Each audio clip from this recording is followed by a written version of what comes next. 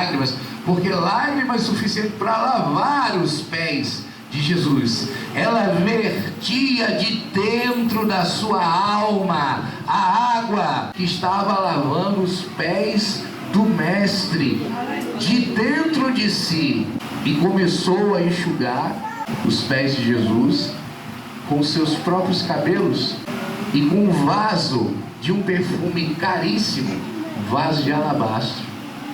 Ela ungiu os pés de Jesus. Pensa só. Primeiro, aquela mulher, ela teve uma atitude acima de qualquer expectativa que alguém poderia ter naquele momento, naquela situação, naquele lugar, com aquela gente. Porque os piores serviços ficavam para os escravos, se sabe disso. Lavar os pés, por exemplo, de uma pessoa era um trabalho muito indigno. É por isso que o Pedro, quando Jesus diz, né, que vai lavar os pés dos discípulos, diz, não pode, como assim? O Senhor vai lavar os pés? Porque aquele ato de lavar os pés, era considerado muito impuro, muito indigno, muito vergonhoso, aviltante. E aquelas pessoas todas que estavam assistindo aquela cena, elas ficaram perplexas com a atitude daquela mulher.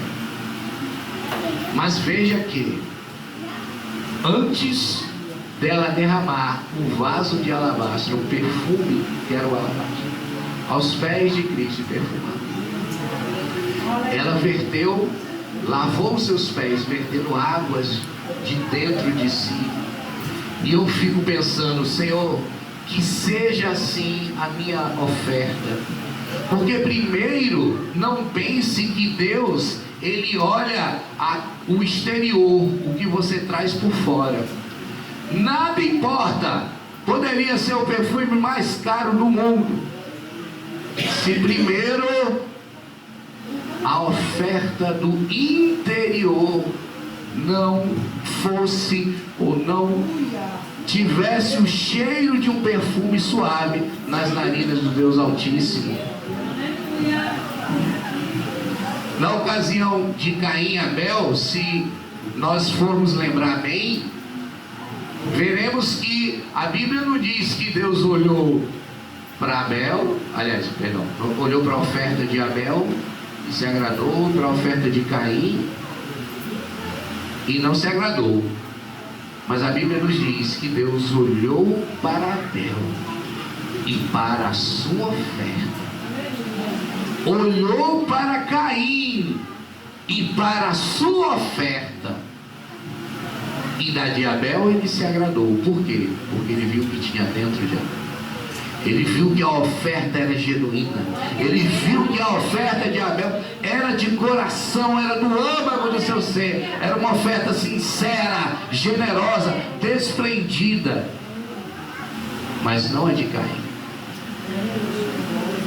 E da mesma forma essa mulher, ao lavar os pés de Jesus, deu primeiro a oferta interior e depois a oferta exterior.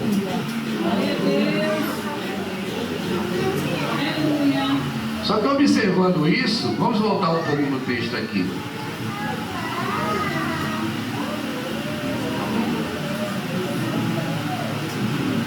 Lembrando que até esse momento Jesus estava como na festa?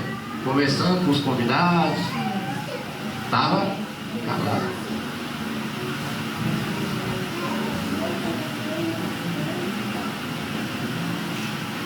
E ao ver isso, o fariseu que o convidara disse consigo mesmo: se este homem fosse profeta, ele saberia quem e qual essa mulher que o tocou, porque é pecadora. Aí nesse momento, Jesus, que estava sofrendo a maior desonra, a maior afronta, Nesse momento, ele estava calado, tolerando tudo aquilo tranquilamente.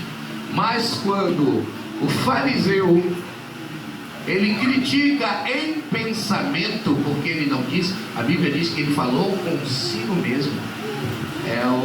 Ele com seus botões, né? Mas Jesus, que é Deus e sonda os pensamentos, ouvindo os pensamentos do fariseu, ele disse: uma coisa eu quero te dizer. E é só então que ele conta a parábola. Uma parábola curta, mas que tem um significado muito profundo. E disse: dirigiu-se Jesus ao fariseu e disse-lhe: Simão, uma coisa eu tenho a lhe dizer. E ele respondeu: diga, mestre.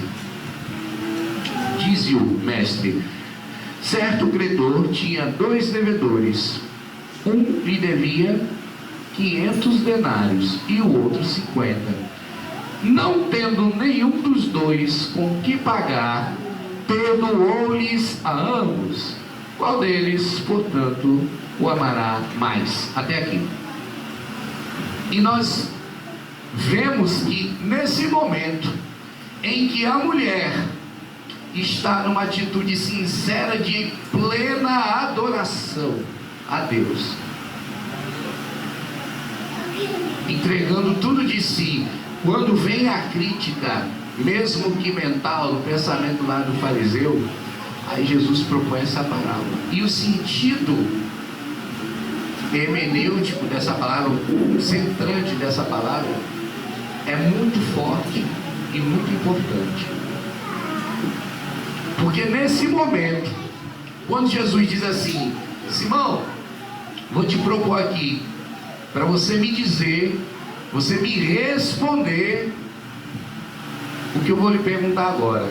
Sendo 2 devedores, um de 500 denários e um de 50 denários, devendo ao mesmo credor, o credor perdoando os 2, quem vai amar mais? O que foi perdoado 500, Senhor. Respondestes bem. Porém,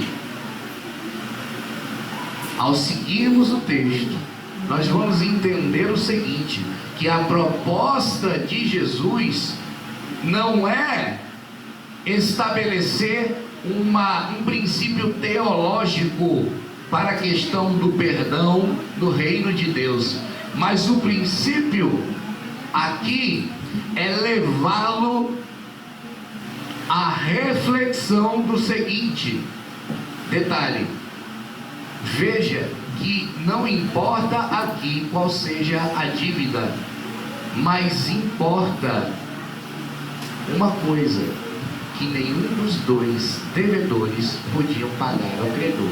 Quem é aqui nesta noite que pode pagar?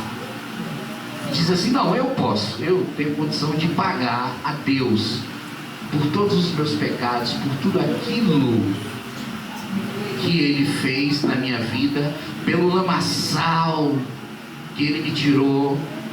Quem é que tem essa condição aqui? Levanta a mão. Mas naquele momento, Jesus, sabendo disso, sabendo disso e sabendo o que havia no coração do fariseu, que olhando para aquela mulher se sentia muito mais santo, ele se sentia, mas olha, ele olhava assim e dizia: não tem nem comparação. É como a oração na outra passagem nos diz, do publicano e do fariseu, que o publicano está olhando lá, está o fariseu: Senhor, eu agradeço porque eu não sou que nem esse. É uma oração aqui, olhando aqui para o lado, se achando melhor. Em outras palavras, se achando menos devedor.